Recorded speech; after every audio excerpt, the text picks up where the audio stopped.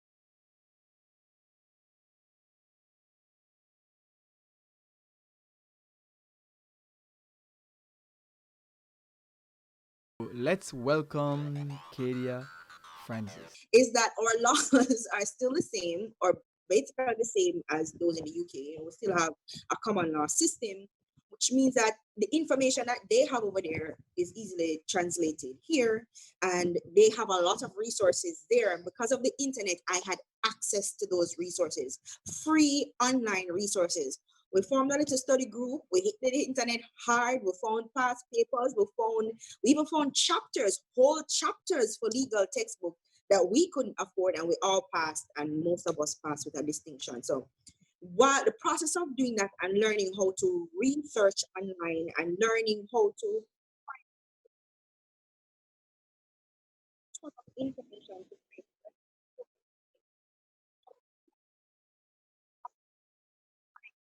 free online, because I'm all about free.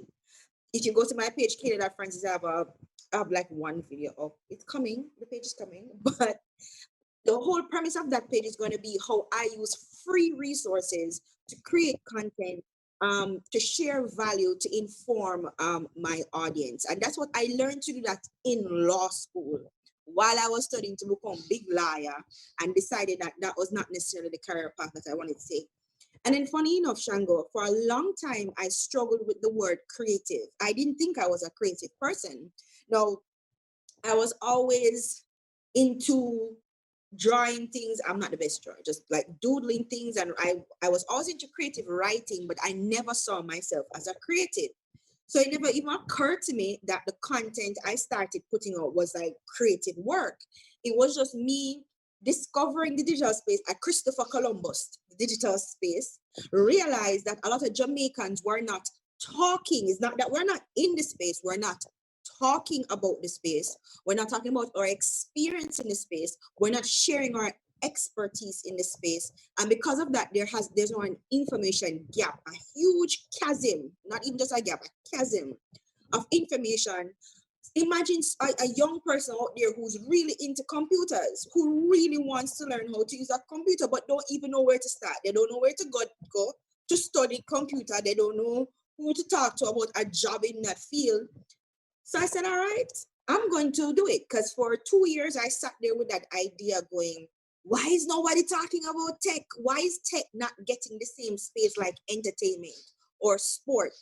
Because even though Jamaica is we're very artsy people, we're exceptionally creative people, we're exceptionally bright people academically, we're exceptionally good sports people, but we're also exceptionally good tech people. So I just wanted the same kind of energy and enthusiasm that we put into sport and arts to go into tech, because again, it's art. It still is art. Thanks to Andrea Dempsey-Chung from Kingston Creative for changing my mindset about what is and isn't creative. In fact, she was one who told me I was a creative. I was like, I guess I am, right? So I was just wanting somebody out there to give me the information that I wanted to give somebody out there the information that I wish I had when I first went online to try to find things. And I was like, because I'm a big informer, I'm always sharing what I know with people. I cannot help myself. I walk up to random people and go, "Did you know?" Right? And because that is kind of who I am, and that is my spirit. That's how Digital Jamaica came about. The podcast came on stream, the people to watch came on stream. The podcast has been a hit, surprisingly, because I do these things and go, I'm just gonna do it because I want to share the information. And then when some people start recognizing it, it's like, oh, really, you like it? Because the podcast shares with people. The podcast is now talking to other people who have done the exact same thing. They're in the exact situation you are in terms of the economic situation. Experientially, they come from the same background you do, they come from the same country you do, and they were able to now move out of certain spaces into the space that they want to be in. So I talk to these people, try to get the information about them, the what, the when, the where, the how, the why, all of that, and people really appreciate it. So it's trying to the Digital Jamaica is bridging that information chasm, because not a gap, bridging it and trying to see how much we can fit in there to get people from thinking that, oh well, I can't do computer, or oh well, I cannot have my own TV show, or I can't have my own radio show, or I'm a comedian, but I don't know where to start and nobody now give me a break. With the internet, with digital, with technology, you don't need somebody to give you a break. You can give your own self a break. You can go out there and you can invent yourself in the digital space and be successful doing it. And I'm just glad that Digital Jamaica is a part of that legacy. All right. That It's wasn't it? yeah, yeah. I know it. I kind of knew it would be a lot. You know what I mean? Like, oh, you'd have explained and stuff like that. So I kind of expected you to basically break it down so everybody can understand. And I get it. You know what I mean? You are so right in terms of, oh, you know what I mean, you can use the internet and basically create a new you, so to Yeah, speak. You know what I mean? Create a whole platform for yourself and become an expert in this platform very fast too, because especially because a lot of persons Jamaican wise are not using the internet like that. If you come out and you are adding value and adding value and adding value, persons will see you as an expert very, very, very, very fast. And I think yeah, Digital Jamaica created that space. You know what I mean? Very fast. You know what I mean? Digital Jamaica was like, boop, and up there, because Digital Jamaica was basically the one who was talking about that. And then Digital Jamaica also was putting on a lot of different creatives, a lot of different digital Jamaicans. So that was yeah, one of the way I think Digital Jamaican grew very fast, because Digital Jamaica was talking about you, and then you would share that Digital Jamaica is talking about you, and then Digital Jamaica talk about the next person, and they'll share that Digital Jamaica is talking about them, and everybody now starts share Digital Jamaica basically, and then that grew Digital yeah, Jamaica very fast. And I mean, you learn so much by the content that is being shared, and yeah, that was basically an important factor. And I glad that you, as I say, you never see yourself as a creative, but any form of content that you're creating, whether you're a blogger, whether you are basically, you know what I mean, a copyright, whatever you are doing and you're creating content, you technically is a creative. So it's not just the photographers them are, it's not just the graphic designer them are, it's not just them people they alone are creative, you know what I mean? You have other people in the space that are creative, because if you look at Digital Jamaica page, you realize that there's a specific theme to it. The colors are always consistent. All these mm, things are creative to these things. It's not just somebody with us doodle around as you call it. You know what I mean? It's a Yeah. creative to these things. So I'm glad to see say yo, you know, now you see yourself as a creative and you join the ranks of the creative space. Now we want to get into more like the technologies because at the end of the day, I see Digital Jamaica as a place where share a lot of technologies that are being used now by creatives, by persons online to one either, you know what I mean, get information about certain things. Earlier we spoke about like Google alerts, and I wanted to explain how you use Google alerts to deal with your content, so to speak. So another creative can kind of get a sense of, oh, you know, I possibly could have used something like this for get for deal with my content. So you know, if you have stress everywhere, but what content for deal with, your Google alerts are tell what people are talk about, and you basically just work on those content. So kind of give them a rundown with that. Okay, so behind the scenes, guys, just as a backup, just to back up a little bit, we were talking, Shanga and I were talking about Google alerts, and he was saying, "Oh, what was that bot that you say you use?" I was like, "Bot," and he's like, "Yeah, man, the bot." And I was like, "No, you mean Google alerts?" And he's like, "Yeah, Google alerts is a bot." So thanks for reminding me, Shango. It's a bot in its most basic form. So you have to understand how Google works, how the Google search engine works. And what Google does is when you put in a search term, what we call a keyword search term. So, for instance, you want to find pizza in Jamaica or somewhere. First of all, Google geographically tags your location anyway, right? And this is whether or not you have it turned on. They know where you are. So the search that you're going to get more than likely is going to come from areas that are closest to you.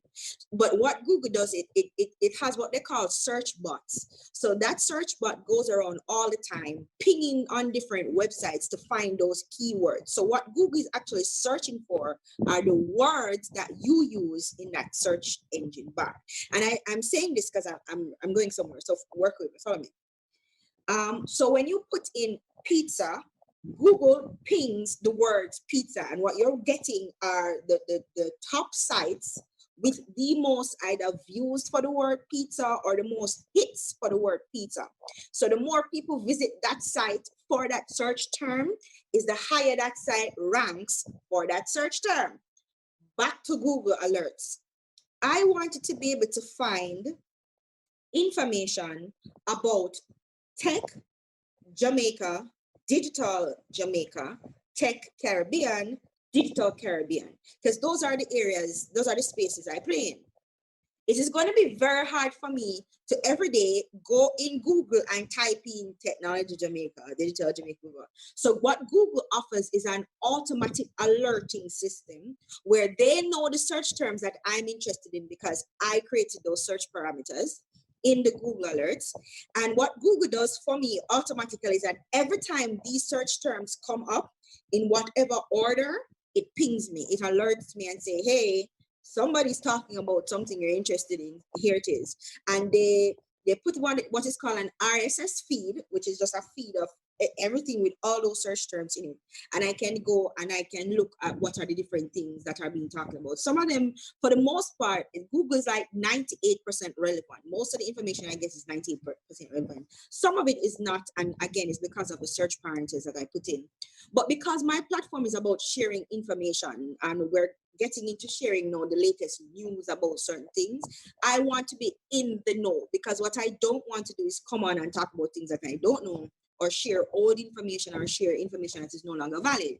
So I always wanted to be in the know about, you know, what is happening in the local and regional space about technology, because and this is why I didn't put in tech in general. Imagine the amount of alerts I would have gotten if I only put tech in the search criteria.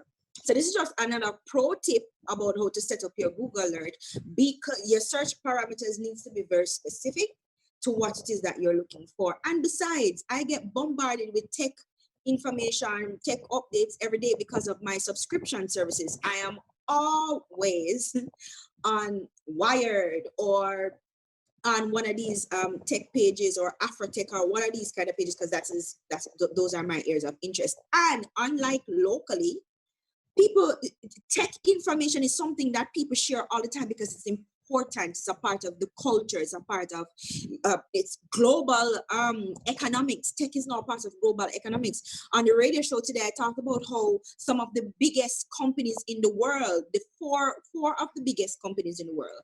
So, we had a trivia question today, Shango. And the trivia question was, Yeah, what man. is Yeah, man. FAANG? And you Yeah. got, of course, answer right because you know your Yeah, we're stuff. there in front of the computer, so it never took me more than 5 seconds to Google it. Google it. And that's what I want people to. I want people to get into the habit of Googling things and Yeah, when finding. somebody asks a question, I just Google it. I am not trying to, if I know have the information in my brain, I just take the time and just basically Google it. So when you asked Yeah, a question on the radio station today, I was like, Fang, I don't know this thing. Bam. We just type it in the internet. Boom. and in Five a seconds second. it's in front of me. And then we just send it in the WhatsApp group.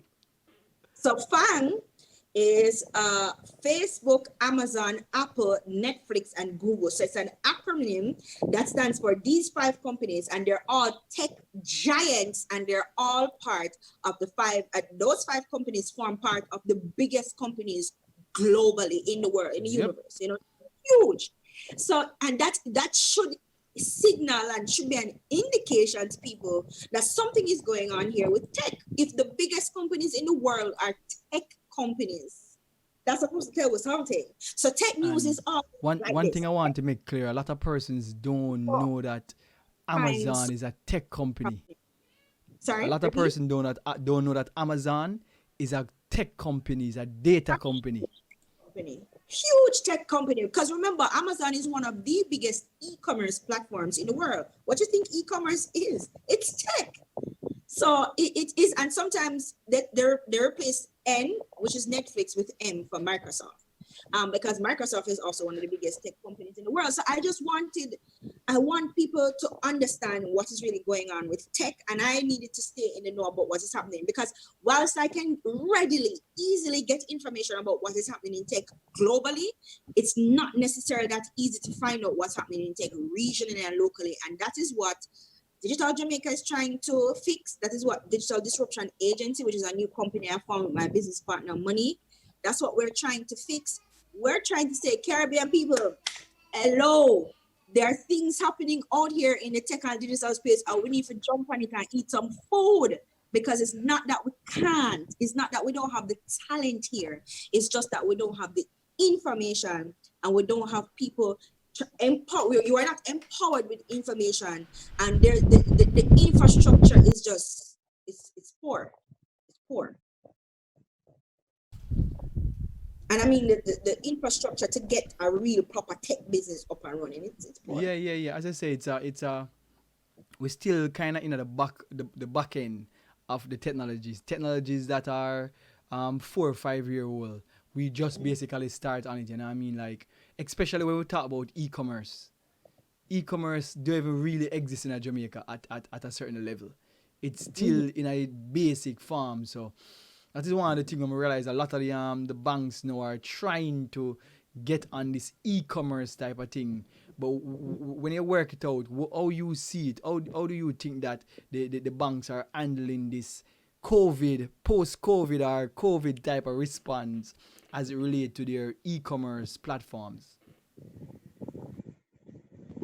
Shall go and put me in a spot. All right. Kudos to the banks for trying. Do I think they're trying enough? Not by a long shot. They're not trying.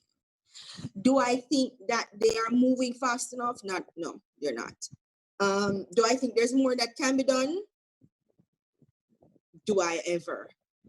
The problem I have with Jamaican banks is that they're extremely risk averse. You know what I mean?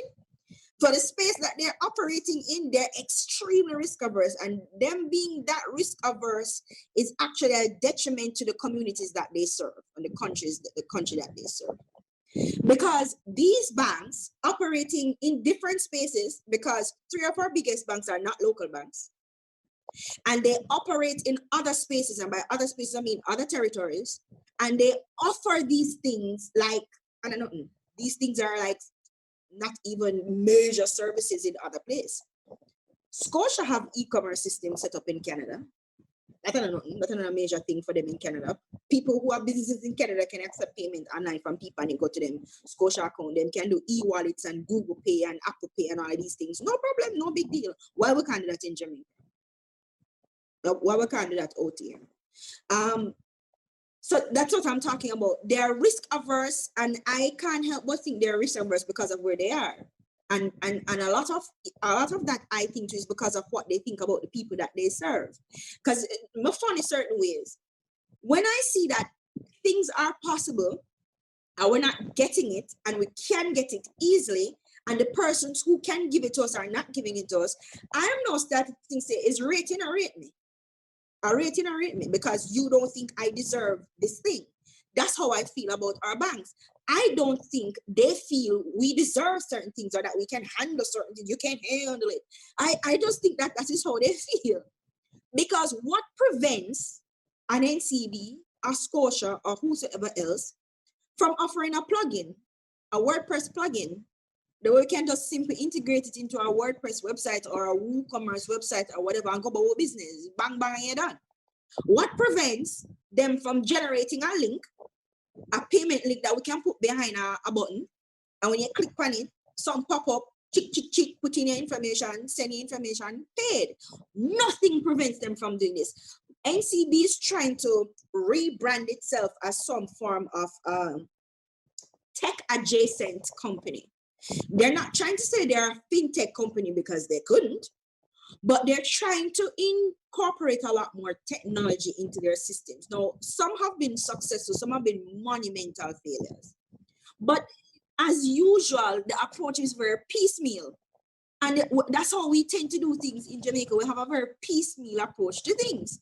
So instead of like going full 100 and say, all right, we're going to go in our e-commerce, we're going to like go hard in it, we're going to have online people. Because what really makes a system, what really makes an e-commerce system successful is the ability to have your customers able to pay you anywhere they are at any time.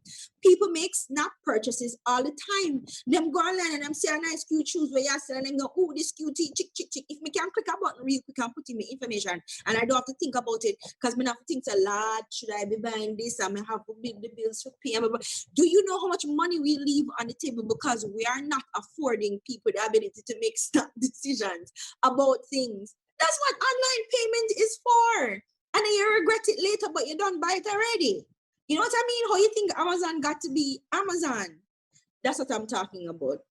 So they hamstring us with these piecemeal things and they think they're doing something fantastic. And as usual, the people that really need the service can't get the service because they can't afford it, because another way that they hamstring us is with the cost to do these things. So NCB come up, we want to look at e-commerce sitting where it costs you, what, $1,500 US to set up? $1,500 US. Are you for real?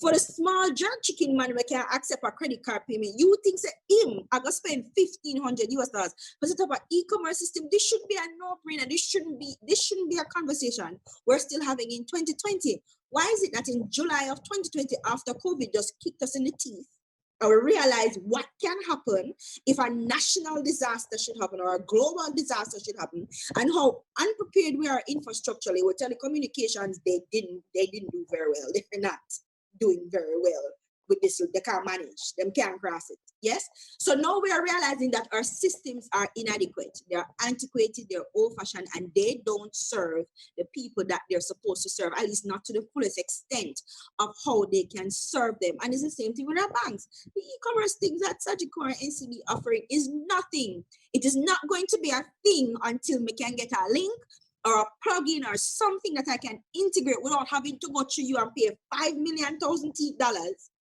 For what? Why? PayPal is literally one click and pay. I'm gonna pay some fees. Why may I pay $1,500 US for this?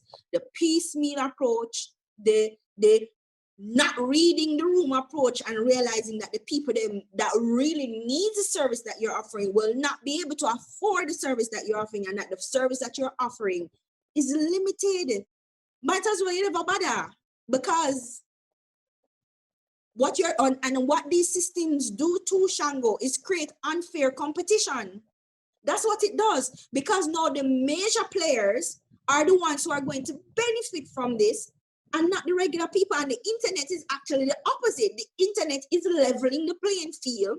But when we have banks and institutions like this who are actually now creating competition unfairly, we're going to right back to square one. They're trying to do to the internet and to the online spaces what obtains regularly, which is the big man gets to do the thing and the little man gets to sit down and watch it and complain.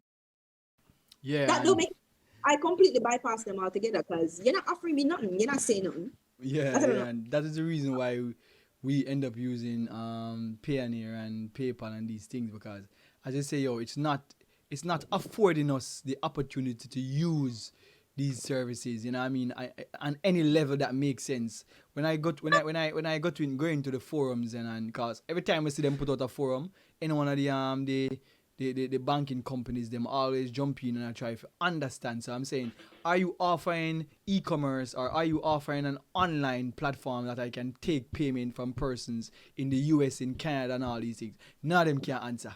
Everybody's like, oh, no, no, no, no, no. We just try to make payments in Jamaica, but why would I, as I say, create an e-commerce type of payment which don't serves me technically, and I mean that cost me more money. As I said, 1,500 US. I talk about almost 200,000 Jamaican dollar. How many small businesses that make 200,000 Jamaican dollar a month time?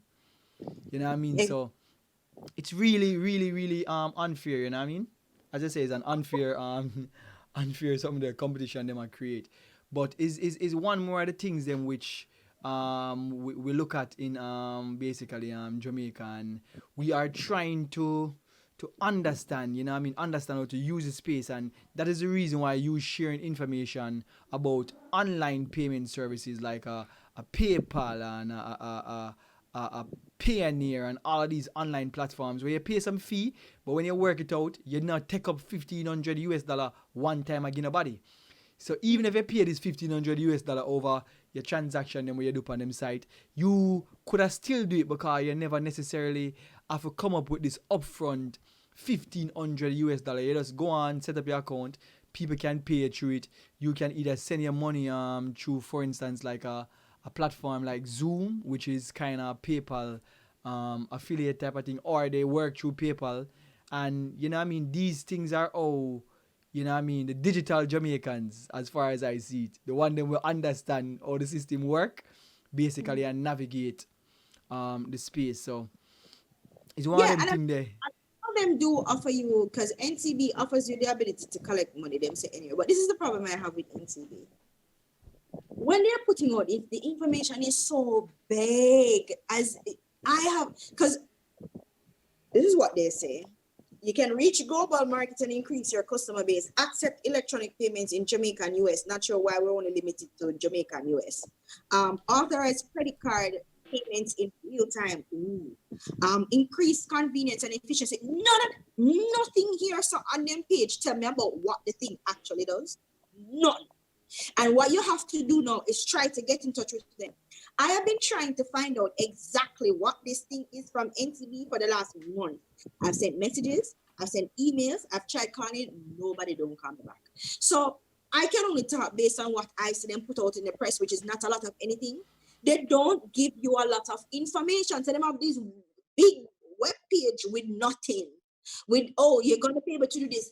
How am I going to be able to do this? What is the actual system that you're giving me? Nothing. No matter how much you Google into the e-commerce, none of it is going to tell you exactly what can happen for the ridiculous amount of money that they're charging you. It's the same thing with PayPal. Remember when PayPal was the thing, NCB used to say, all right, we can do your PayPal thing, which is like 500 US dollars. They're always putting in monetary limits and constraints on people, and that don't make any sense. And I think it's largely because of their risk averse nature. And Yeah. I'm saying we And that's how cannot they make money too. Remember, so they might try rape the people then basically, they might try make money. have primary institutions like banks, Shango, being the ones who are actually holding the people back. We can't do that. That don't make Yeah, no yeah. sense. You are the ones who are creating unfair competition. You are the ones that are allowing big business to trample on small business, and then you come and talk about, oh, we're small business people. No, you're not, Yeah. because you're not offering the types of products and services that is really going to No, make. we need to understand, Kadia, like when I listen the language, when them say them are small business people, they are speaking really about them loans where them want to give small business for take more money from them. So they're like, oh, we can give small business these loans, but you are not enabling the small business, so to speak, to basically control how their money flows in and No, out. You you're want to not. give them a loan so them can owe you, but you don't want Exactly. to give them the access. Them are 5 million known products, but how many e-commerce products do they actually have? And do you even know what the e-commerce product that NCB is offering is? You don't, because them tell you 5 million things on their website and none of it is specific. But you're absolutely right. You cannot be for the people which you're supposed to be serving and then putting obstacles in our way and creating more problems for us that we need before. And as I said, the internet is the great equalizer. That's what it's supposed to be about. But it cannot be about that if institutions in our country are actually being cop blockers. If I was to go, if I can, that's exactly what they're cop blocking, especially with business. They need to free up the thing and allow people to do what it is that they need to do. Because let me tell you something, and I'm putting a call out. We need a fintech company, a fintech company in Jamaica. We need a tech bank in Jamaica. And if that should ever happen, I sorry for some of these big banks, because what they are doing is buying time. What NCB and Scotia and all these banks are doing, because again, these banks offer these services to foreign people. They Yeah, do. yeah, yeah. Commerce services like water them a give. It's not a thing for them elsewhere. Why is it a thing for us in Jamaica? I don't know. Yeah. First Global is there's not a thing for them anywhere else. Why is it a thing for us in Jamaica? So what these companies are doing is buying time. But you see, the beauty about technology is it has a way of making things and people redundant. Yep. And soon and very soon, these banking institutions are going to become redundant, Yep. because Bitcoin is still very much a thing. And Here, this come out now say Bank of Jamaica is going to is toying with the idea of digital currency. yep. If that will become a thing, ooh child, what's gonna happen with an Yep. NC risk averse and a Scotia and all the banks who are risk averse? Because Once. now something that is mandated by the Bank of Jamaica. This is something that is approved, I should say, because the Bank of Jamaica don't really have much teeth, because the banking lobby is a very powerful lobby in Jamaica. But still, if that's something that's monumental, that's going to signal something. If Bank of Jamaica approves digital currency, that opens up the space for fintech companies. Yep. And mobile money coming These fast. companies. And let me tell you something, Jamaican people just look for opportunity for ditching a man. We look for opportunity for bounce, because they have not been serving us. It's the same thing happened with Lime. When digital come here, they go, oh, so well, options. When you give consumers options, then you're gonna find out who the real big dogs are, who the real players are, who the real people are. Because once you put people in a position that they can make informed decisions because they have options, you're gonna realize very quick some of these big companies were only operating because they had a monopoly. So Bad flow. even right now, when it comes to the banking system, start out my business and I get business accounts and stuff like that, and I am basically trying to get business account in almost all banks. And there's a reason for that. If one bank fool themselves, on to the next one. Me nah make no bank feel like say yo, I them control how me do my business. If you over here so I go on my thing, on to the next bank basically. And been doing that for a very long time. They've had that control for a very long time. And what is happening, as I said, they're buying time, because that control is slowly but surely slipping.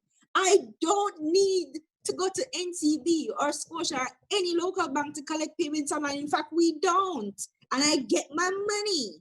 I don't use any local systems to collect money online, but I collect money online. Yep. Technology, because other companies globally offer that service that I can tap into and connect to my local accounts without having to go through them and for them bullshit system. Yep. That is why they're buying time. They're buying time because post people. But the thing is, it's for them fault, you know. It's for them fault because it is nothing for them to open up their systems, safeguard their systems, if that is what they're worried about, safeguard their systems, but opening up in a way where it makes sense for people. Look at the NCB app. I thought the NCB app was really good. At least later iterations of it was very good. But the online system is still clunky and cumbersome and annoying to people, and then them go tether the app to the online system, and you're going, oh my God, what's the point of having an app as an independent thing if you're going to tether it to this clunky, majorly problematic online system that you have? What's the point of doing this? No sense. You know what I Madness, mean? I It's say, madness. uh, As I say, it's piecemeal. a lot. It's a lot Approach for them. and It's a not lot looking to at work out. bigger picture. And then our institutions don't tend to have foresight. They don't tend to think futuristically. If you are thinking futuristically, there's a lot of things you would have been doing already. If you are thinking future, if you are thinking, okay, what is the future of business? Tech. What is the future of anything these days, Shango? Tech, digital. We're still not thinking that way. Still not thinking that way. Them roll out e-commerce sitting them then they can COVID kick them straight in them face and them realize say, oh, okay. Them realize They them can make some money this too. though, which means that they could have been doing this a long time. The next thing I'm realize is that the other day, cause me say me I try sort out some banking thing, me their NCB and stuff like that, and the girl is telling me that the automated machines, the machine they just go in and put your money in and out, it doesn't Mhm. do US. I'm like, what you mean? How Good. can a machine in today's day don't give you a US? So if I want US, I have to come in the bank. And then they charge you for going in the bank. That makes no sense. No, it doesn't. You know what I mean? So right It now, prevents you from coming in the bank with these ridiculous, exorbitant bank fees, right but then now, coming to the bank to do certain things. yeah, when you say you are trying to create a cashless system, how can you create a cashless system without machines that are supporting cashless systems? I mean, like nobody comes to no teller and all of these things. So there's still a lot of work to be done in Jamaica as it relates to banking and payments and all them stuff there. And as I say, as soon as digital money come online and mobile money is set up in such a way that it don't even necessarily got you even a bank, then them are gonna have problem. May I tell you, serious problem them are gonna have. And is I'm gonna say it's one of them things where it just weird. It's a weird system.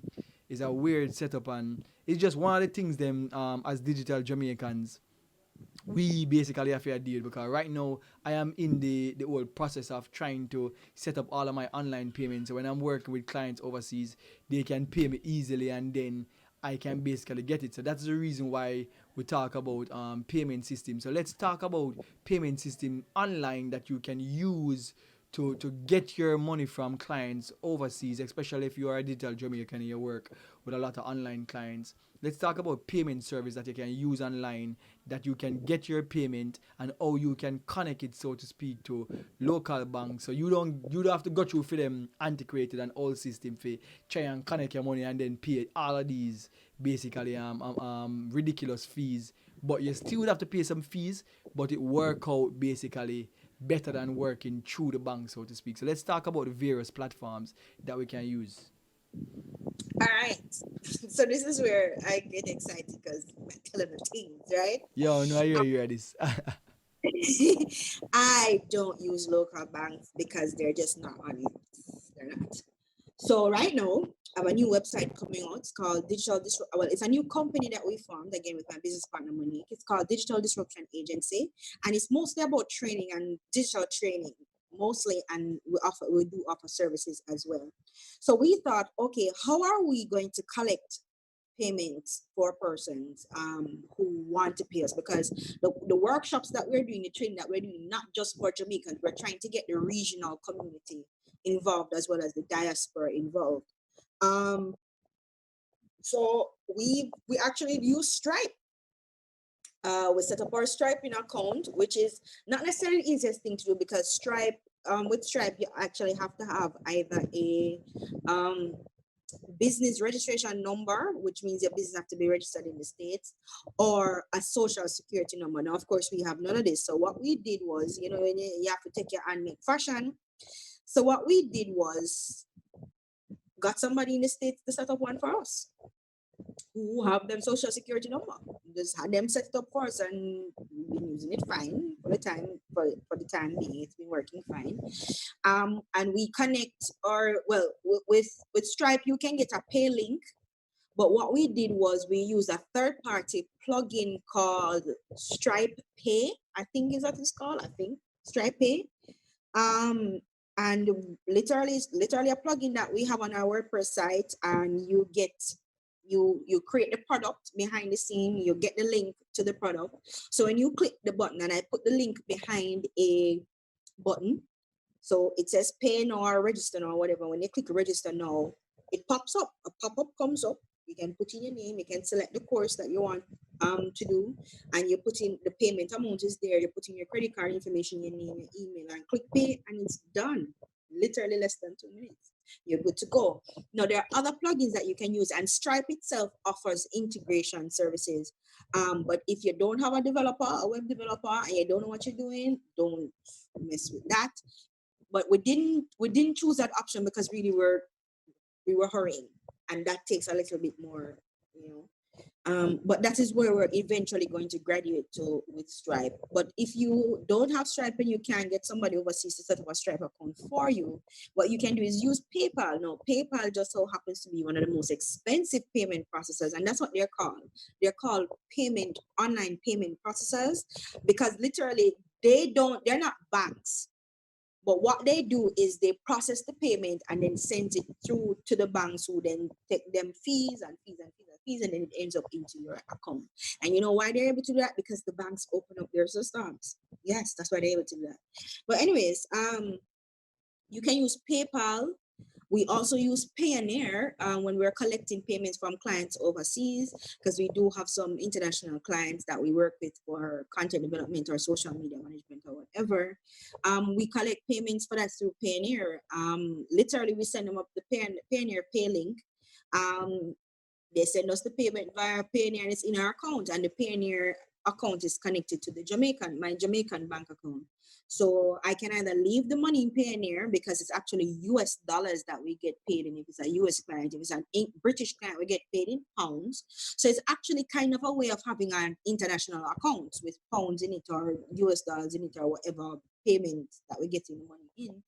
And then when we want the money, we transfer it to Jamaica, to the Jamaican account. Of course, they're going to convert it to the Jamaican currency and transfer it to my local account. So it's a way of, like, it's almost like having an offshore account in some ways, because it's fully online.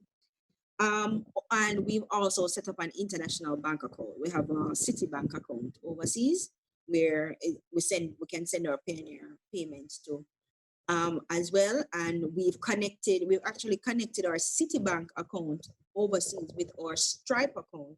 And we actually have the card. We have our Citibank card in Jamaica, where we can access the money at any time. So literally go around. And that's what we have to be doing now. The conversation in 2020 is still how we can go around the system, not how the system can help us. It's ridiculous, but the systems are there, and that's why we love technology, because technology gives us options. Yeah, yeah, yeah. As I said that, I remember I was researching how to get the EIN number, which is basically getting a registering a company in America. But that in itself kind of can create more expense. By if you register a company, you have this tax to pay, you have that, so you're almost paying double tax once you're a registered business when you register a company in America. And depending on if you're working in Jamaica, you're a registered company in America, you might end up paying even more tax in Jamaica. There's a lot of different stuff happening on that front. But I'm glad to hear that there are ways to go around the system. And as I said, the system is not here.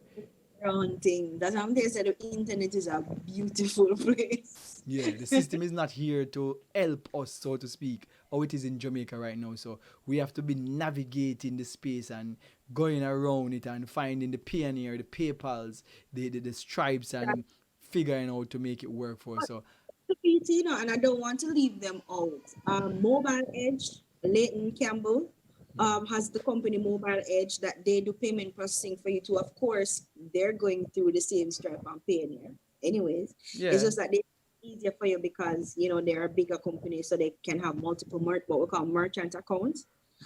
So big up Leighton Campbell, Mobile Edge. There's also what's that one? Spur Open. Mm. That's a local one that does, if you're a charity, a church, or whatever, you're trying to collect donations or anything at all, you can go on and they do the payment processing for you as well. So let me tell you something, Shango. Big up Damien, because my friend Damien, because Damien is a genius. I know of about 4 different apps that Damien has created that can allow Jamaicans to collect payment online. They don't fast with the NCB system. They don't have any backend into them system, but it does connect to the system. No dice. He has shot all of them to the biggest banks in Jamaica. No takers. No takers. Big up Christopher Gale with his JA Maker app, which is an all-in-one app. It's a calendar, it's a scheduler, it's a meeting app, and it also has the ability to collect payments online. Right? So what I'm saying is I know Jamaicans who have the wherewithal, who have the know-how, who have the competency and the expertise to create these systems. They already have. It's just that our banks are not interested because they're seriously risk averse, because Christopher Gale was the one he was a part of the software team that developed the new NCD online e-commerce system. And that's another thing too. The reason why sometimes these initiatives are so piecemeal is because they want to do it themselves. NCD wants to have an e-commerce platform and they want you to use their e-commerce platform. So they make it hard for you to have your own e-commerce platform. So you can go onto their e-commerce platform. Yep. Money making system. It's a money making system thing, and of course, it's a business, it's a private business. They're in the business of making money. I can understand that, but people need to understand how these banks operate as well. And if you don't want to get drawn into that whole thing, I don't want to use NCB e-commerce system. I mean, it's my friend make it, big up Chris, but it's very interesting in NCB. But I'm always skeptical about people who want to recreate an Amazon. There will only ever be one Amazon. There Yeah. will Yeah. never be Amazon. Amazon is it. That's the end Yeah, but all. Amazon himself kills everything else. So Why do we need another Amazon when we have an Amazon? Amazon is one of the biggest e-commerce platforms in the world. Even though you do have other e-commerce platforms, Amazon does everything. You want a kidney, you can buy it per Amazon. There's nothing you can't get off of Amazon. Even groceries you can get off of Amazon. Now, I am happy that we're creating online systems, but I don't think big institutions should be trying to monopolize these online systems. I think if you have individual people, them look at individual e-commerce spaces, doing them little thing, that can make the banks even more money, but them not even think that way there. We already have pool market, we have JA deals, we have all of these platforms now. Now that the conversation is coming around to e-commerce, and e-commerce seems to be a buzzword, but it's a buzzword without any bite because the yeah. infrastructure is there. The legislation is not there. The precedent is not there. So everybody talk about e-commerce what? E-commerce what? Because we're not really having a conversation, we're just using words. So everybody wants to have an e-commerce platform. Okay, if we do what? Who are you attracting with these e-commerce platforms? Why would you have a Jamaican e-commerce platform? How much Jamaicans can sell on that Them platform? want And sell them want sell KFC for e-commerce platform. A who KFC are them they want to sell. on market? I mean, come on. Come on. Everybody can have an e-commerce platform. Empower the people to have their own shit and you will make money. But when big business goes into things that they shouldn't go in there, remember when they buy the big elephant up a man apart, that's all. Them not from these things. You don't get into farming, don't get into tech. Sponsor tech, support tech, give people the ability to do tech, give people the ability to use the tech to do business and then making money from it. You don't go try to do it yourself. So Plus it I'm like, questionable. It questionable when them a try to take over tech stuff. Like yeah, say yo, what them dep on? what are you doing? Yeah. What are you really doing? I don't need to use local systems, so I don't use local systems because local systems don't support what it is that I am doing. I'm a fully digital company. I don't operate in locals in the physical space. I don't. No contact I've ever made has been physical. Sometimes when clients say they want to meet in person, I'm shocked. I'm like, really, you want to meet in person? That's very rare. So Yeah. I all my business online, in my DMs on social media, in my emails, in WhatsApp, on my website. I don't operate in the physical space. And Yeah, yeah, you yeah. know what struck me? I remember there was a conversation about the BPOs were trying to ask for some special economic zone thing for them where they can have people work from home, have some of them people work from home. No, I'm not a fan of BPOs necessarily. I think Jamaica is too flooded with mediocre jobs and mediocre opportunities for people. Yes, it's a job is a job is a job, I guess. But can we give people more meaningful jobs that can make them some actual money than these little piecemeal, again, piecemeal approaches to things? But fine. I was with the BP on it. And then the gentleman who's responsible for these things came out and said, but warm to the people that were build buildings. That's what he said. That's pretty much what he said. He said, what about the investors who have invested in buildings? If these people work from home, we're not going to need buildings. Ah, I was like, I that's the remember that. I agenda. remember that when that was in the news, and I Was saw a you guys talking about that, like the buildings. Who cares about the buildings? He cares about buildings. The government cares about developers and buildings. He let it slip. It was a Freudian slip, but it gave you a glimpse into the mindset of these people. They care about big business. They don't care about we. And not we necessarily is big business. And big business, we mean the big money business, the big cash business, like development. This man I gonna tell us one more people when they invest in a development. What one to them? I was shocked, Yeah, but man, wasn't. it's a weird thing. It's a weird thing. Even if you look upon even the comments right now I'm looking at them. um Nick Anglin is saying do you know how many people would be nicer than this in Jamaica, and also working with a mailing system could be in a new place for foreign currency. So when basically I say is that you know what I mean, it would be much better if we have these access. Of So course, at the end of the access day, it's just access. access is always better. If security is the problem, the technology exists to secure. Invest in it. Invest in good people who know what they're doing that can secure it, because Jamaica is not the only bank in the world. Jamaica banks everywhere are offering e-commerce. Everywhere you can find a plugin for a lot of different banks on WordPress. You can find a plugin. You think Apple Pay and Google Pay don't connect to some kind of banking institution? They have to, or some kind of fintech institution, they have to. So they're not the only banks who have ever done it. Why not find out what these other banks are doing, why they can do these things in a secure environment so they can offer it to people? We cannot be talking about a digital economy if the institutions that are in place are not equipped to manage it. The mindset is not there. You see, more than anything else with tech is a cultural shift that needs to happen. It is a mindset thing, you know. Once Mm-hmm. you can get people their mind wrapped around the idea of tech, you're halfway there. Plus, even look a small COVID thing will happen, and how many company basically are grapple with it and I try to figure out things which them technically should have all of these things figured out already. Look how long technology exists. Over 30-year-old technology. Ooh, we can now do online learning. Yes, since 1998. What do you mean? Ooh, you can now talk to a doctor online. Yes, since 15 years ago. We're getting excited over old technology that is now antiquated, that has actually moved on. You Yeah. know, we'll take it. At least things are starting. Them mean that the doctor operate on persons basically Yeah. from any location.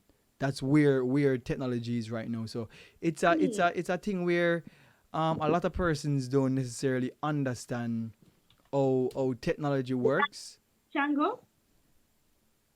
I know how technology works, and basically getting it working for them. So we we we basically as persons who, I would consider in the know and stuff like that, we don't necessarily have the power to basically make these changes, so to speak. I mean, we don't have the power to make these changes and make these moves and put these things into legislation to get these things moving forward. So it's just one of them things that, whereas persons who understand, like, as I say, yo, you understand how to work the system, so to speak. But a man who him just get into technology 3 months now, COVID lick him and him realize him business now make the money, and him say, oh, me I can sell some stuff online, and him just figure out, say, yo, you can sell online. Him last,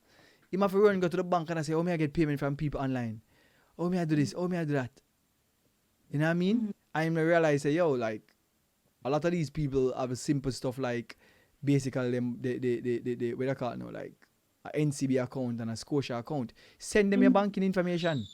That is one of the Yeah. easiest way for girl on the bank them too. We don't even do the e-commerce thing. You want to buy something, you see it on my Instagram, me send a banking information, you drop the money in it, me send you basically your product. Because a lot of persons have been doing that. Yep. Exactly. So I'm gonna say the system make up for we basically do one bag of girl on thing when you not necessarily want to do the girl on thing, you know what I mean? I can't beg them. It's almost a big thing.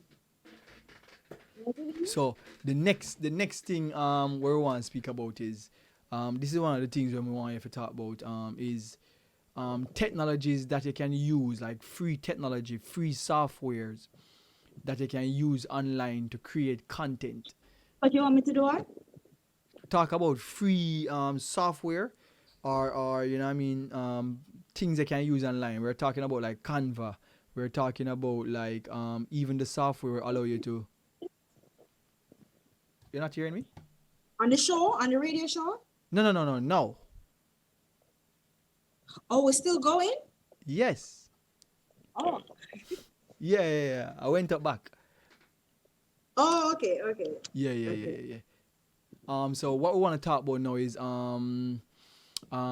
free software where we basically can use online. So not everybody can afford Photoshop, Creative Suite, and not everybody can afford these type stuff. So sometimes you have to find other software where you can use, like a GIMP or software you can use online. I realize that with Digital Jamaica, you also talk about these software where you can use to create. For instance, you have a podcast, you can use it for create, like content for your podcast to post online and stuff like that. So let's kind of dive into them type of stuff to kind of equip some creatives who don't necessarily use certain type of software or have certain type of software or have the funds, but they can basically get these softwares to use online or free version of software which allows them to do certain things. I am admittedly the queen of cheap. I am. I am also very not what's the word I should use? I don't like Photoshop. I'm very not liking Photoshop. I've tried, I've been to the University of YouTube. It's not for me. So I had to figure out a way of um, creating content in a economically viable way, because to sustain a subscription to Adobe is not cheap. That's another thing too. And but it still had to have the same quality, because I am very particular when it comes to the quality of the output, because I understand that the information I'm putting out can be overwhelming to people. It's heavy. Tech conversations can be heavy sometimes. And if you're going to share the information, you have to break it up and you have to give it to people in such a way they understand. But it has to be attractive to them as well. It has to be something that they go, oh, I want to click on. So the quality had to be the same. So I turned to Google, and I have been able to find software. Now, mind you, what is going to happen is that it's going to take you a longer time to create the content, because instead of just using one Photoshop, now you're probably using 4 different things. Like, for instance, let me give you a rundown on my content creation process. So it starts with, if I'm doing some kind of graphic or something, it starts with Pinterest. Guys, get on Pinterest. It starts with Pinterest for inspiration. And then I take different elements of things that I see on Pinterest. Now I'm always on Pinterest searching for in graphics and multimedia and stuff like that, because I love that kind of thing. And I'm always on YouTube looking at how foreign people do their content, because that is the standard, that has become the standard in terms of quality output. Look at what they're doing, similar to people who are in similar spaces that I am in. Look at what they're doing, look at what they're talking about. But what I'm really looking at is the delivery. How are they delivering this content? What does it look like? What format are they using? How does things pop up on the screen? If they're going more than 5 minutes, how do they keep the audience engaged? What is that lighting thing that they have in the back? How are they recording this? What are they using to edit? That's what I pay attention to. And I have been able to find software like Filmora Wondershare, that I'm now a pro at editing Filmora Wondershare. Literally just upload my audio or my video, and with a click of a couple buttons, I'm where I need to be. And for the more advanced stuff, University of Google is free. I use Canva at the times when I'm creating content on the go. What I've done is I've created templates in Canva because it's just easier to do that. So I've created drag and drop systems for my content. So whether it's my video, because you can have Filmora on your phone. So I create templates for everything, like video templates, graphic templates, templates for everything. And I literally just drag and drop. But most of my content, believe it or not, even my video content, is created in Photoshop. Not Photoshop, PowerPoint. That little thing that come in your Microsoft Office suite that people don't really use, except when they're doing really bad presentations. Those. I use PowerPoint to create graphics and all of my other things, because it's actually a very powerful design tool. And you always find that it's the tools that you actually do have already available to you that you can use to do the things that you need to do. You just need to figure out how to use them. So I subscribe to several different channels on YouTube that tells me, how I can take my PowerPoint to the next level, because my PowerPoint is not ordinary, because a part of the services that we offer is a PowerPoint presentation. We create PowerPoint presentations that are engaging, because you don't want to bore people half to death with you up there just droning on and on about things. So we create animated motion graphics, all sorts of things in our PowerPoints, just to make it a little bit more interesting for people. And it's the same thing you can do for your social media, because why? You can change the dimensions of your PowerPoint. I can make it any shape I want it to be, any dimension I want it to be, because I have the ability to do that. So it was just about me using my brain. I think my superpower, Shango, is my resourcefulness. I'm extremely resourceful. And if, as somebody who has a problem complimenting themselves, that's the one thing I can say that I have no qualms complimenting myself about. I'm extremely resourceful. And my thing is always finding a way to get the things that I need done at the same quality that I need it to be done at. So I use Photoshop, and if you should go on my website, because I'm very OCD with a lot of things, so I have tabs for everything. So I have a little tab for all my online, like what I used to resize my images, or what I used to do something with images, some image editing software. I have that in one folder. And then I have a folder for my icons that I usually use. And then I have my folder for what I can use to change colors of things, all sorts of different folders I have. So right now I have over 1,000 different sites that I can use at any given time for the different things that I need. I do 2 PDFs, like for instance, when I'm creating proposals, I now want to include my PDF document in my proposal. How do I do that? I don't want to go into Canva, because right now, all my documents, all my ebooks, everything, they're created in Canva, and people don't believe me. I created an 80-odd page ebook in Canva. So I download so for instance, I'm doing a proposal. I create really nice proposals because a part of the thing too, and this is another pro tip for you guys. If the thing is attractive, people will read it. And you want people to read your proposals. If you send them this boring looking proposal, ain't nobody gonna take up that and read it. So I always try to make my proposals as attractive as possible, especially when I'm doing web development. What I do is I use the proposal to give them an idea of what their brand could look like on the web. So the front cover is always some really nice design with text and layouts and stuff, so they can kind of get an idea and they will recognize it too, because I use a lot of their brand colors. So for instance, Ubiquity Studios is this green and blue kind of thing. If I was to send you a proposal, it would be in your brand. So, right? So sorry, a call just came in. Are you still Yeah. hearing me? Yeah, man, I'm hearing you. You hearing me, Shango? Yeah, man, I'm hearing you. I'm hearing you. You're live. Hold on. Yeah, so as she was saying. Yeah, man, I'm still hearing you.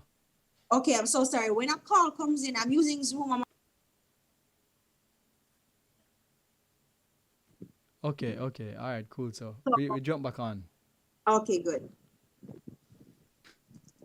Yeah, so what I'm hearing, what I'm hearing basically is that you know what I mean, you use a lot of software, but really and truly still I think you should really try and learn Photoshop because you say This it's is the very very technical. I know, but this is the thing. I don't need to learn how to use Photoshop. I just need to get content out. I am not providing Photoshop services. I'm Yeah, not but providing kind of um service. So if Kadia, you are, listen 1 second now. You see, all right, why I am proposing that you should learn it I is, am doing it actually. I'm yeah, you just see, if you not. try and learn it, you'd have save yourself a lot of time.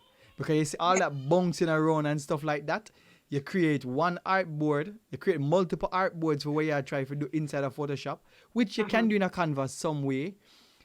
Create multiple artboards and basically just some of the design what we are design. Cause even this artwork or this show that you're looking at right now and the design for this, I just have one artboard, one document with the two artboards basically on the screen, and then with the two artboard basically I just design one and just copy the elements to the other one. It's very similar to how you use Canva because I am now basically learning Canva so I can teach persons, especially because Right. one of the things that I'm working on right now is trying to, I want to teach something when you design for kids. Because I believe that this is necessary Oh for yeah, youths to learn early how to use like a software like Canva. So I am definitely. thinking about say, oh, how can I teach kids how to use Canva so them can make elements for school and them stuff. So them now if I run go to them parents and I say, oh, you need to design this for me, I need to do this. Them can go up on Canva and basically design themselves. So them Definitely. parents just need to supervise them get a free account, and basically them can design for themselves. So it's one of the things that I'm thinking of. Talk, because we have something going on behind the scene that is very similar to that. We need to talk. But let Yeah. me tell you, you're absolutely right. You're absolutely right. You make a lot of sense. It makes sense. I've been trying to learn Photoshop. It's just going very slow because too much buttons, too much No, things. but that's not how But Photoshop works, you know. You come are on, thinking about the program holistically. No, you just need to learn how to use the move tool, the pen tool, and basically the shape tool, and learn that's how to get photos in there. I know how to get photos in there. No, I'm not completely terrible at Photoshop. I know how to edit my photos and stuff. But the thing is for me, and this is what I teach people. I am not averse to Photoshop. What I'm saying to you is there are easier way of doing things. If it is, because remember, Shango, most of these people only want to create content for them page. They don't really want to learn graphic design. They don't really, you know what I mean? They just want to know how to create good looking graphics for their And page. that is where Canva come in. They're probably into some fashion or something and they just want to create nice graphics. That's exactly my point. You can do all of these artboarding. I do artboarding in Canva. Yeah, These yeah, are yeah. I do Because artboarding in PowerPoint. one of the The, next thing I want to say to you is that I literally Canva just drop can what things and things. Canva uses the same shortcuts that Facebook Photoshop use, you know. Exactly, but you know what difference between Canva and Photoshop is? They make it easy for you to figure it out and learn how to do it. Photoshop doesn't. I think Photoshop is an unnecessarily complicated system. All right. Let me. And Is that? the learning curve is steep, but can we not get into a back and forth about Photoshop? I admit that you are right. We should learn to All use right. it. Yeah. Because I we don't can know. see, but May I I'm try saying different Photoshop, but we get it. they just want to learn how to create nice graphics for them social media. They don't want to get into the psychology of Photoshop. I think Yeah. So it's quick for them some to just jump on a template, reorganize the template, and basically just create a graphic for them online thing. it's very, very, the learning curve is, there's no learning curve. Literally just do it. Talk about, and then there are templates in Canva that you can use where you can just edit. Other times I use the templates in Canva. People don't realize it's the same template I'm using because you know you edit it, you add your brand Yep. elements, your colors, your whatever. You change And out everything. can get out of it. Yeah, and I can, and what I do is I upload my logo, my brand colors, and everything to Canva. So I don't even need to keep putting in my colors. And the thing is, I know my brand colors out of my head. For Yeah. digital stuff, for Kadia Francis, for the new company Digital Disruption Agency, all the hex values for my colors are in my head Yeah. because Crazy. so much. You know what I mean? So Yeah. you're absolutely right. Photoshop My is my my to do something. latest what I call it now presentation. Yeah, I like a somebody that doing a PowerPoint. I did it in Canva. You know what I mean? yeah. Or I could have do it in Illustrator or Photoshop, but I did it in Canva because, as I said, I'm trying to learn how to navigate Canva. And from a person who have graphics background, it was fairly simple because I understand what it's supposed to look like. You know what I mean? And that is where you are saying, yo, you understand what it's supposed to look like. So it really don't matter the software that you use because, again, softwares are just tools. At the end of the day, is the end result. Once you understand colors, you understand contrast, you understand typography, you understand, you understand what I call now, like layout. Once you understand these things, you technically is a designer. Whatever software you use is up to you.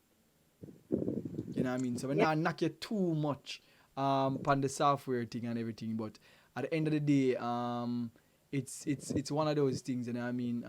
One of those things where software is not something that you should focus too much as a designer on. Focus on basically creating the content, and that is what you say you are trying to basically do with Digital Disruption Agency. That's the name of it. Digital Disruption Agency is the newest, it's a part of the whole Digital Jamaica family. It is again more focused on workshops because this is what is happening, Oh, Shango. learning, like teaching persons how More to do stuff. learning platform than anything else. Because this is what is happening. And then what we do is we invite people like you, Shango, the people that will have um the expertise. And we try to use people who are actually in the field. These are not just theoretical people, these are practical people who do this every day. This are them life, this is them job. Yeah. Say, hey, come and teach a course for us. We'll promote it, we'll advertise it, we'll put it on our platform, and we'll pay you to do it. Come and teach a course for us. Yep, because These at the are end of the courses day, a lot of information, especially time. Come and teach this course for us because we know you can do it. So especially we and right that, now, a lot of persons are trying to learn how to use software like StreamYard and even Canva. Other day I did a StreamYard meet Canva course for a group that I'm a part of, and a lot of the entrepreneurs want to understand how to utilize this platform to extend their reach, and is something that I realize as a live a virtual producer, a person who runs a live streaming, more remote live streaming company. I realize that not every time persons will have the funds to pay a virtual or remote live streaming company to do their lives. So they will want to use StreamYard, which costs them probably like about $20 a month to do a certain amount of stream. And I am now realizing that this is a next market that I can basically tap into. So now I am showing persons how to capitalize on using their StreamYard as best as possible. So I'm showing them how to build the graphics in Canva and how to get this graphic, so to speak, into StreamYard to do their own streams. And then if they have a big production now that they want to allow somebody to control, so they don't have to focus on it, I would basically take over the production for that big production, but their regular production, I just say, yo, use StreamYard. You know what I mean? It works. Or use Restream, because Restream also have the capabilities to do you know what I mean, that whole thing where you can have multiple persons on screen and stuff like that. So it's just the way of the world right now, you know what I mean? As a matter of fact, teaching, I realize based on research, is one of the ways where you can make a lot of funds online, because you can create courses, Evernote courses, where they're just there and people are just paying for it, and you don't have to redo the work. You just Yeah, create ever the course and leave it. Evergreen, I mean. Evergreen courses, and you just leave the work there and persons pay to watch your work, and exactly. you make money. See, you're making But money in your sleep. it's really a part of the whole mission that we have to inform people. Because what is happening now is that more people are going online, whether businesses or otherwise.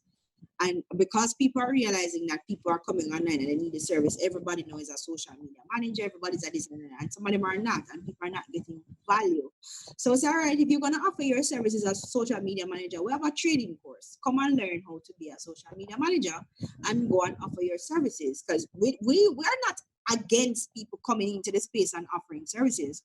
We're just saying if you're going to do it properly, especially if you're going to put Jamaica name on it. You know what I mean? Do it and do it properly. So we're offering people the ability to train. But then what we are doing mostly is we're filling the gaps, the people who everybody else is ignoring, the seniors. People are ignoring seniors. Seniors need to, you see the thing is, Shango, tech skills, digital skills are now life skills. They're essential skills. And everybody, if we're going to be a part of this whole digital future, which is already now, we need to include everybody. So nobody paying attention to the seniors. We have a lot of courses for seniors. Nobody paying attention to teens. We have a lot of courses for teens.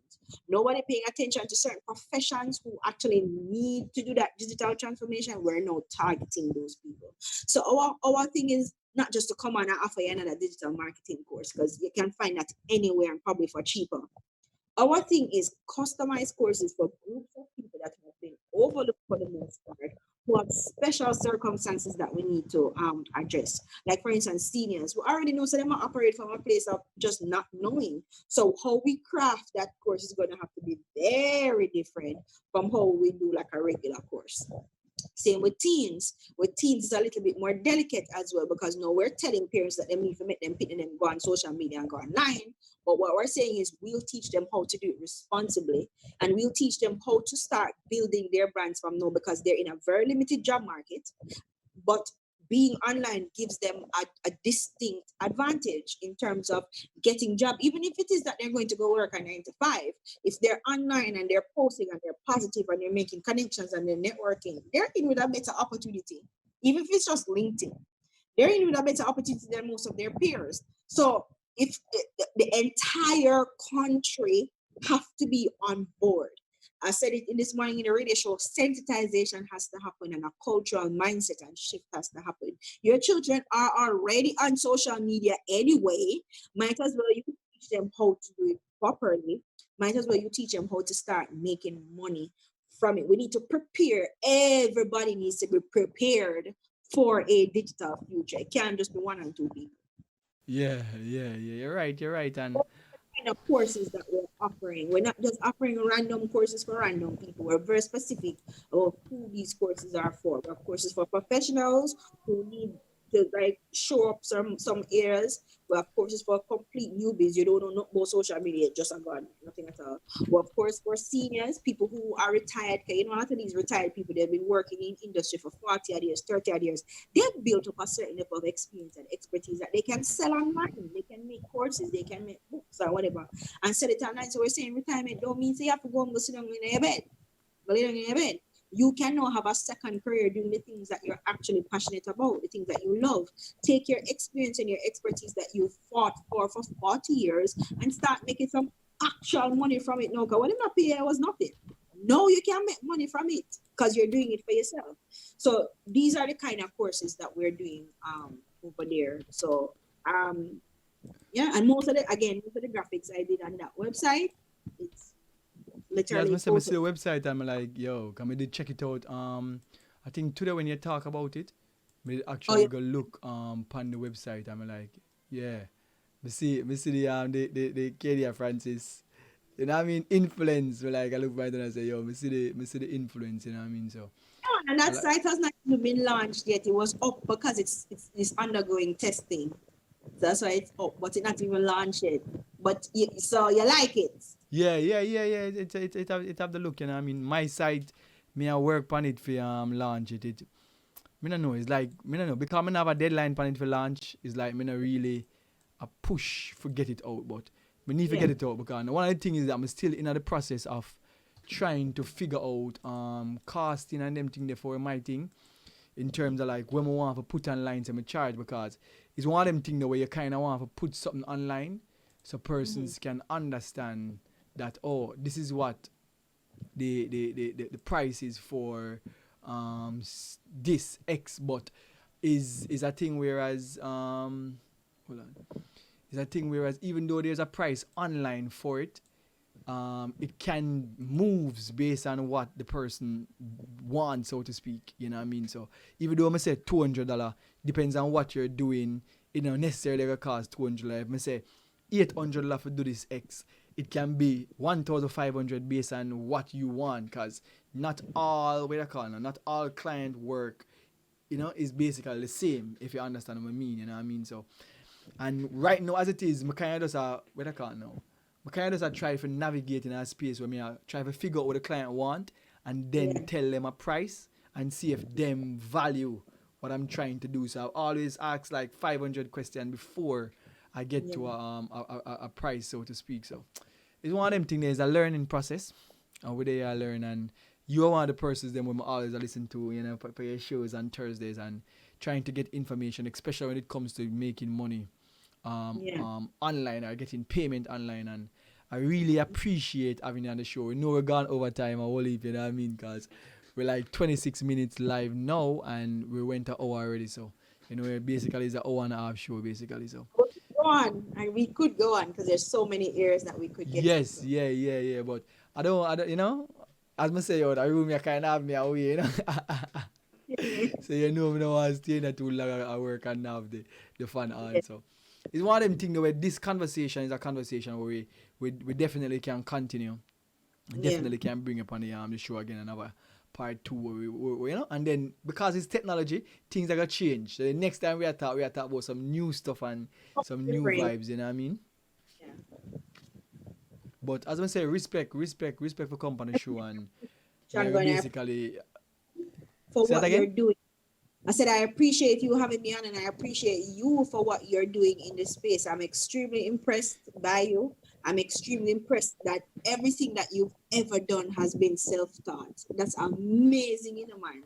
So I just want you to know how amazing I think you are for what it is that you're doing and that we definitely should be working together and collaborating because, and Yeah. looking forward to some of the things them that you're doing. And I just really think that you're such a big innovator in the space. This particular show, because I was looking at earlier, I was looking at some of the people that you've talked to. This is some serious conversation happening over here, and people really need to tune in. And Yes. And that is what they say this show. for the Tech Time radio show, sir. Yeah. So Yeah. talking So about it's a what it this is. show basically, as I said, is basically where creatives share knowledge, and I am trying to speak to a lot of creatives to kind of get a sense of how they're doing their work. Even post COVID or whatever, because a lot of the time the creatives them work isolated either way. So Yeah, COVID affect a lot of the creatives them. Some it affect, but a lot of the creatives them still like me done isolated already. So me done that do my thing without persons around me anyway. So as I say, it's a pleasure, and thank you for that compliment. It's a pleasure to have you on the show, and yeah, man. basically all good things come to an end. You know what I mean? So we're gonna run the outro, and then we have a quote we normally do at the end, and basically can finalize the show and everything. But thanks again, and I really Shango. appreciate you coming on to the show. Don't jump off quite as yet, but I Okay. really appreciate you coming on the show. You know what I mean? Yeah, man.